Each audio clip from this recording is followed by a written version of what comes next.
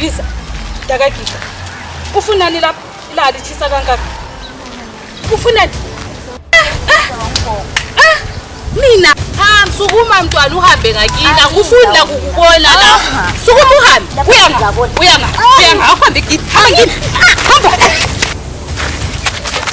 bana ngelaphethu lo Bebiza ngiyamthatha kuphela Bebiza wena Evithan ngeke limxotshe Bebiza awufuni kumbona lapha umntwana lwa wesingumntwana omncane ayifuni kumbona kana mampozo ngikhangelele wena ngofulo womntana nami noma mpozo ngofulo womntana Ngasijijisa ndawo. Ngasijijisa kubuye ngesithatha sesipholile. Skara papa. Bebiza kanjalo nje